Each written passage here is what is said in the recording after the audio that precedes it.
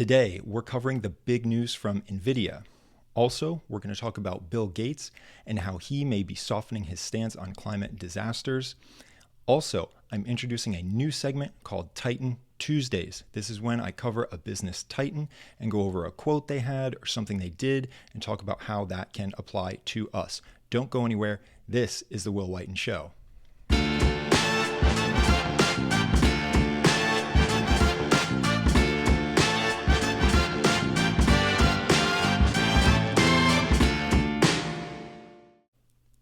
So first off, big announcement, this show is available on all major podcast platforms. So if you're enjoying the show, but you prefer listening to podcasts or you want to take the show on the go, don't worry, you can find The Will Whiten Show on all major podcast platforms. I'll also put some links in the description. Let's get to our first news story. So this one is from CNBC. It says, the NVIDIA CEO, Jensen Huang, said at the company's GTC conference today that its Blackwell graphics processing units, the company's fastest AI chips, are now in full production in Arizona. Yes, in America. The stakes are high for NVIDIA. U.S. export restrictions have already cost NVIDIA billions of dollars in lost sales. So let's get into the reasoning behind this. And this is a quote from Jensen from the conference. He says, the first thing that President Trump asked me for is bringing manufacturing back, Huang said.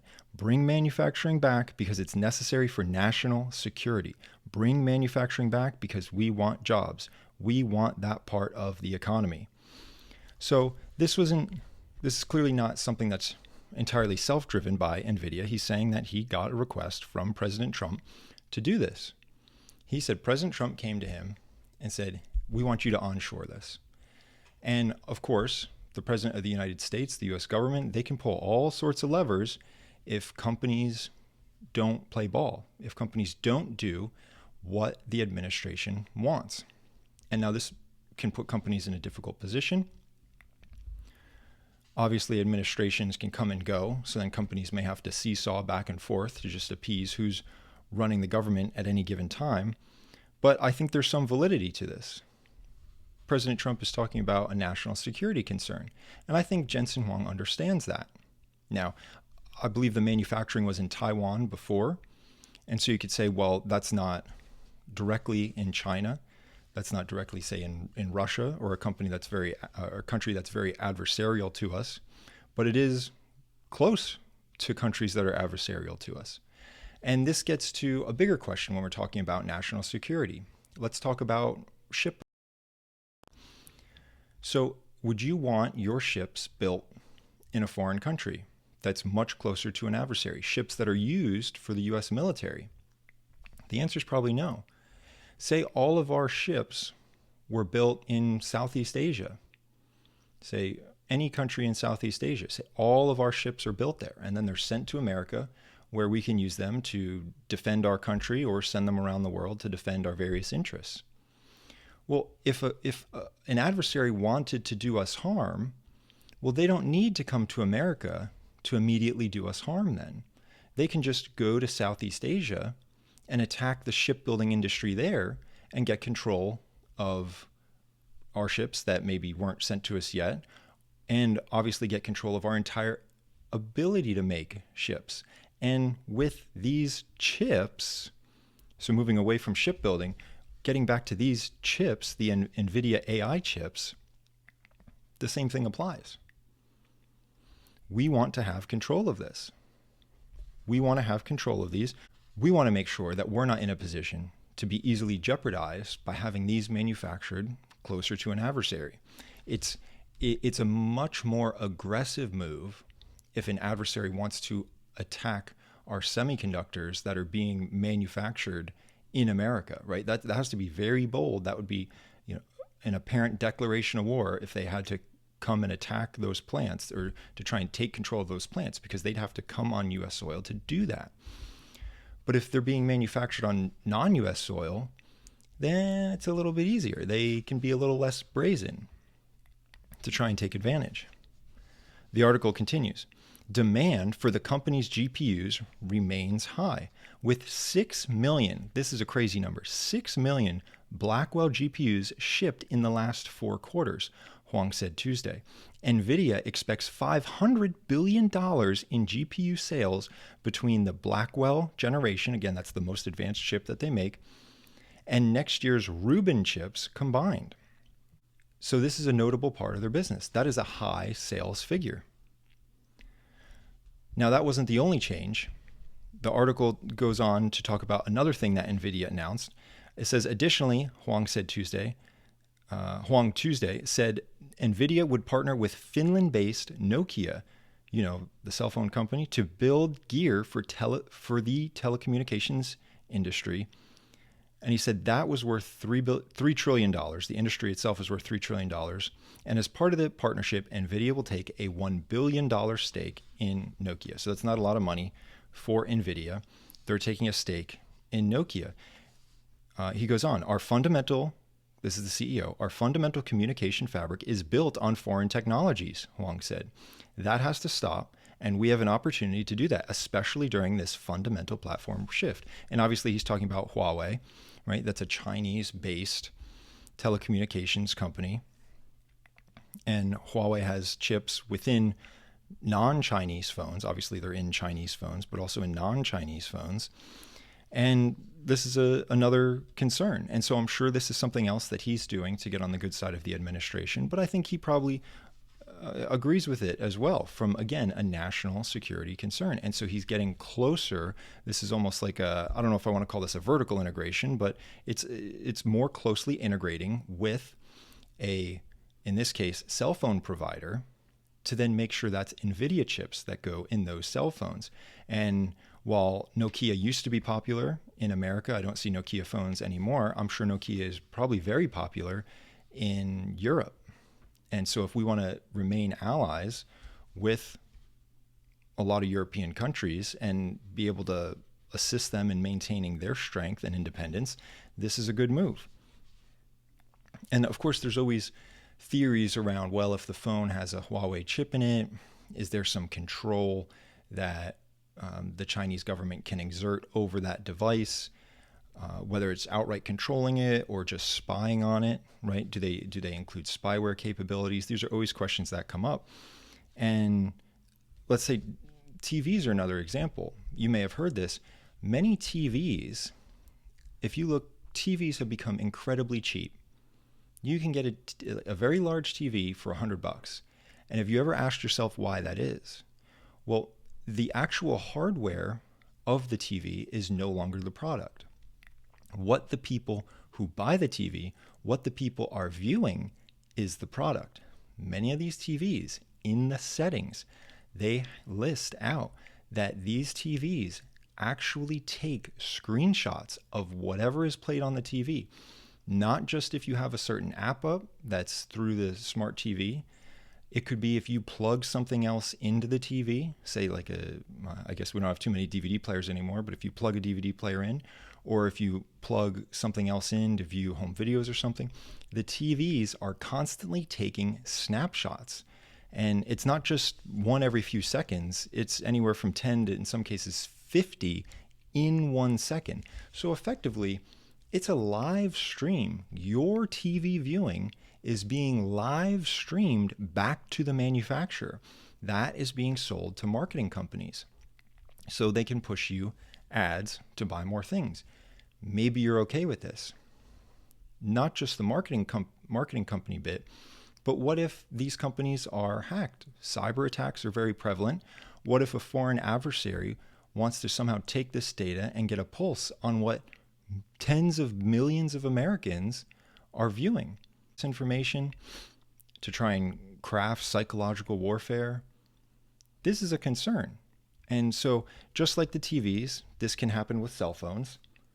Jensen Huang is saying, inadvertently, let's make sure this doesn't happen and also firm up our national security. Now, there's another quote here, getting back to how the stakes are high. It says, Huang has argued that it would be better for American interests if Chinese AI developers got used to U.S. technology like NVIDIA chips rather than forcing Chinese to develop their own AI chips. Now, the U.S. has cost NVIDIA an estimated $10 billion in sales to China because they've put restrictions, because the U.S. is saying, hey, these are very powerful. We don't want you selling. It's almost treating these like military equipment. And actually, I wouldn't be surprised, I don't know, but I wouldn't be surprised if these chips find their way into military equipment of our own. And we probably don't want them to find their way into military equipment of our adversaries. Jensen has an interesting point. He says, well, that could force the Chinese to develop their own, which we'd have less insight to, right? If we're so paranoid and we think that Huawei is putting chips absolutely everywhere so that they can be able to have some large spy apparatus, why don't we do that? He's not saying that directly, but why don't we do that? That's a question I'm asking. Sure, you can have our chips. Maybe they're spying on you, maybe they're not. But if you want to use our advanced chips, you can use them. You can buy them from us. So what can we take away from this? And the point is, tech will get more expensive. Technology will get a little bit more expensive. It's more expensive to manufacture things in America. American citizens have had a great run in low-cost items by having other countries do the manufacturing. It's come at the cost of jobs. In some cases, like this article is talking about, it's come at the cost of national security. But at the same time, if we want to try and protect those things, then it's going to be more expensive. This is one of the reasons that I try and save and invest my money. I'd rather buy something that I know is safe and secure on a technology front.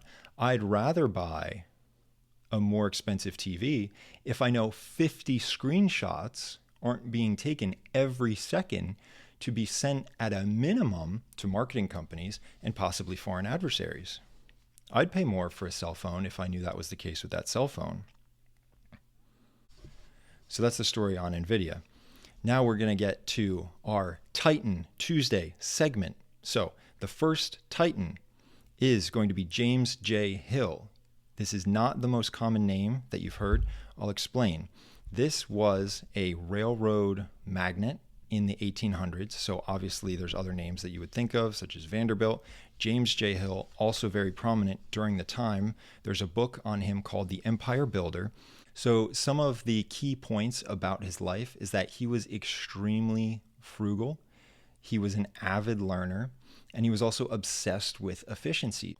One of the very first companies that he created was called a transfer company. So product would come in on boats, and then it would have to get to a railroad. And oftentimes there would be horses and wagons to then drag whatever it was off the boat. Men would probably load it onto the cart. The horses would have to cart it off to wherever the train was. And then all this would then have to be probably hand moved from the cart to a railroad car. This was terribly inefficient. So James Hill built a giant building with 2 stories. In this one particular example, there was a giant hill between where the docks were and where the railroad cars were. He built a giant 2-story building, and I'm not quite sure, either he had to have an elevator or a giant ramp in this building.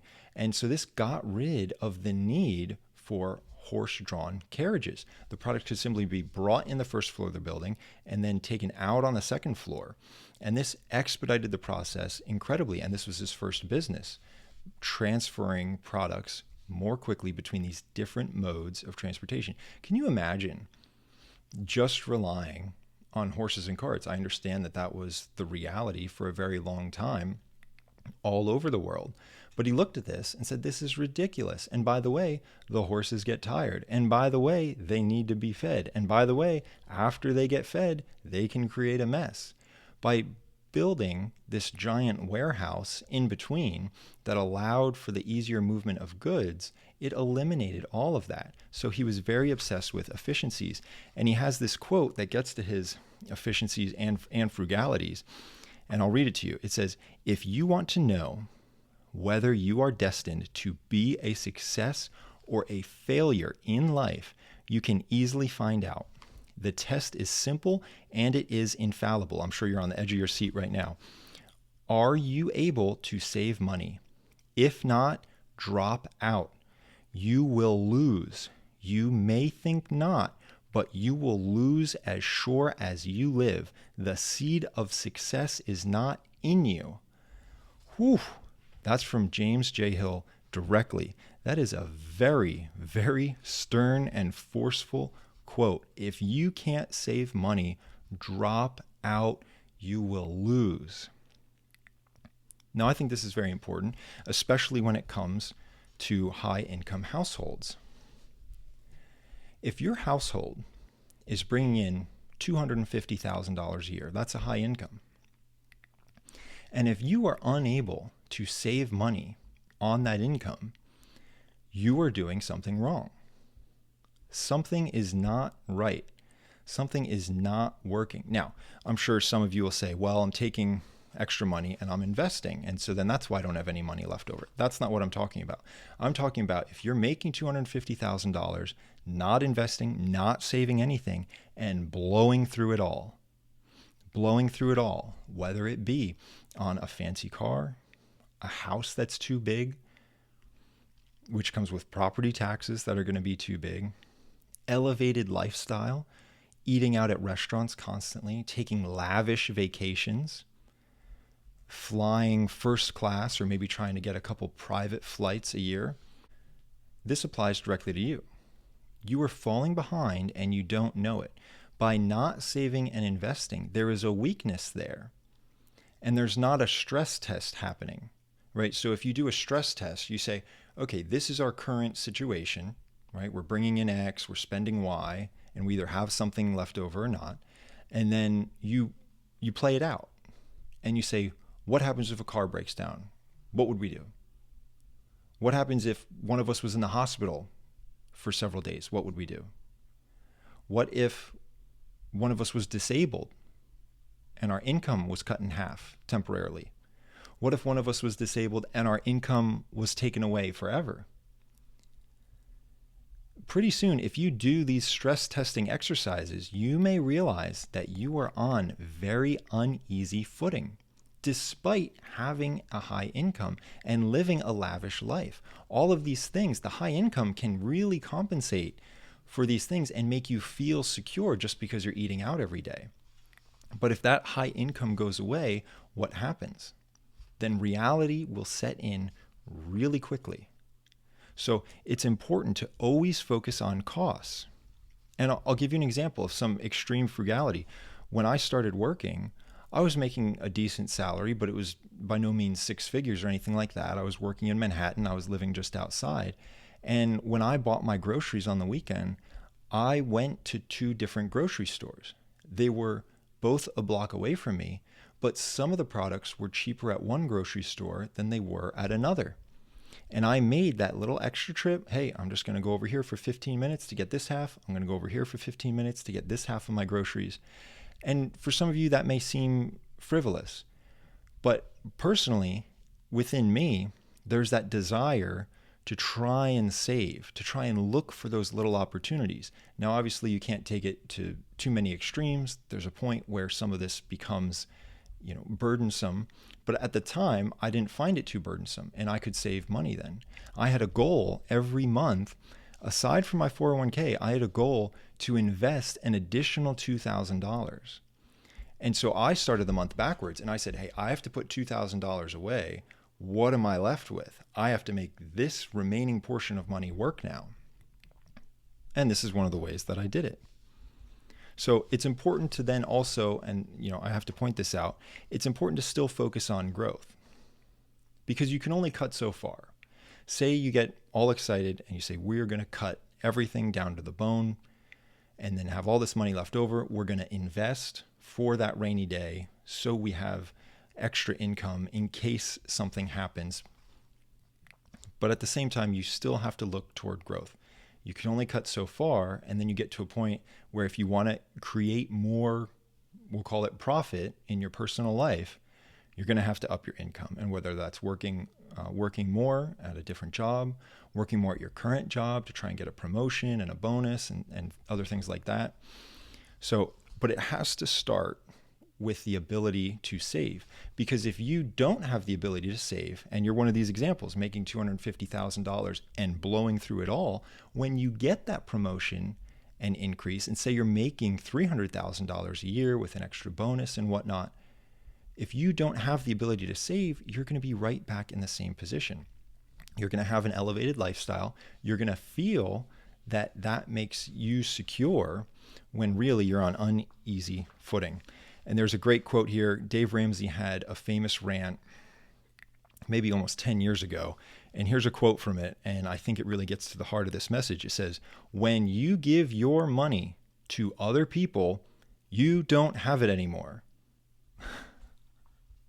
It's a very blunt quote. I think it's easy to understand. And it is true. When you give your money to other people, you don't have it anymore. And what does that do to your financial position, your footing, your safety when you do that? So that wraps up our Titan Tuesday.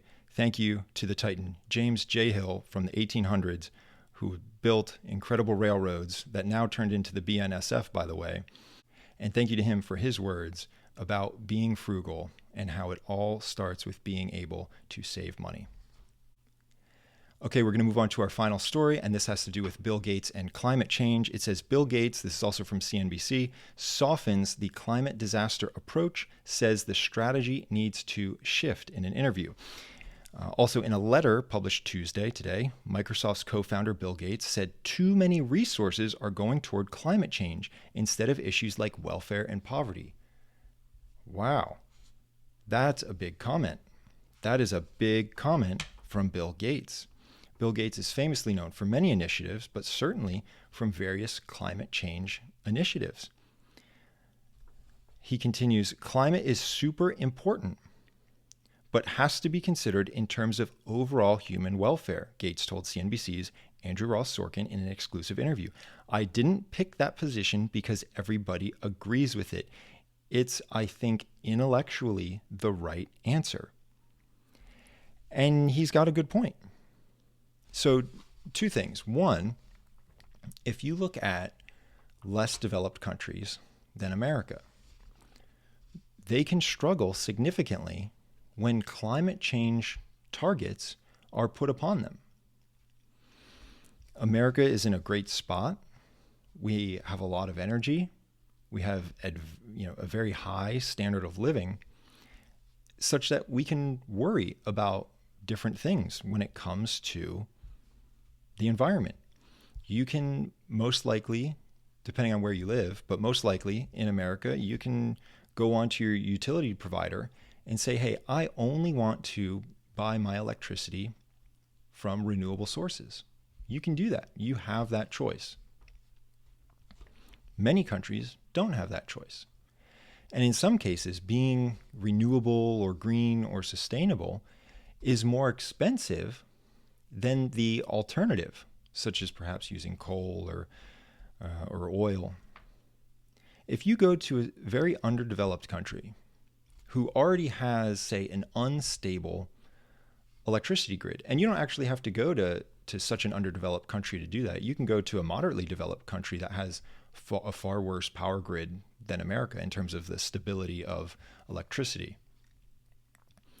And if you tell them, hey, this all has to be from green sources, they don't have the money to even remotely convert all of their power over to green sources. They just don't. And they don't even have a reliable enough distribution system to deliver the power from the less green sources as it is. So this causes a problem. And then you want to tell those countries to focus on that. And meanwhile, they have a whole host of other issues. And then to tell them, and I'm just picking on the energy front, but there's a variety of things that fall under this. Whether it could be construction methods, right? So I know Bill Gates has talked before about how the construction process, especially making concrete, very energy intensive, right? So you go to one of these countries and say, no, you can't use concrete. how are they expected to develop? So that's one example. Another example, which is the most extreme, and I'm sure many of you have seen this before, there's videos of climate activists laying in the middle of the road, blocking cars. And I'm not sure, it's not confirmed, but in some of these videos, you'll have people getting out of their cars complaining that they are trying to get to the hospital, that they either personally have a medical emergency or they're trying to get to the hospital to assist a loved one that's at the hospital having a medical emergency. And now this is a most extreme example, but the climate activists don't care because they believe, as the words have been used before, that this is a climate disaster. This is a catastrophe. If this isn't solved, then we're all gone. And so that's the kind of logic and singular focus that leads people to laying down in the middle of the road and blatantly looking at someone else who's saying that they're trying to get to the hospital, they're having a medical emergency, but you're laying in the road because, well, there's a climate disaster going on. And that's much more important. Right? So that's obviously taken to, I'm not blaming Bill Gates for that, but that's obviously taken to the most extreme case. If you put climate above everything else, you get some wild outcomes. Not just holding back other countries, not just distracting developed countries' outlook, but in some cases possibly harming people that are trying to get medical help. That's a big deal. So there's one more quote here, and this is actually from the Microsoft sustainability chief, Melanie Nakagawa. And she says, however, the force creating this distance from our goals, so she's referring to the goals on climate change and preparing for climate change, being more sustainable. She's saying the force creating the distance from our goals, those goals, in the short term is the same one that will help us build a bigger, faster, and more powerful rocket. A more powerful rocket to reach them in the long term. Artificial intelligence. It all comes back to AI. So she's saying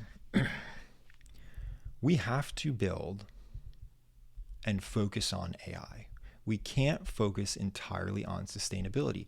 And it just so happens AI and the data centers that run it are so incredibly power hungry that they are not serving the interest of sustainability. So we have some confrontation. If AI is so important and it's the future, but sustainability and the potentially upcoming climate disaster is the most important thing, then in theory, we wouldn't develop any AI right now. We'd say, no, you can't build those data centers. You can't do that. There's a climate disaster.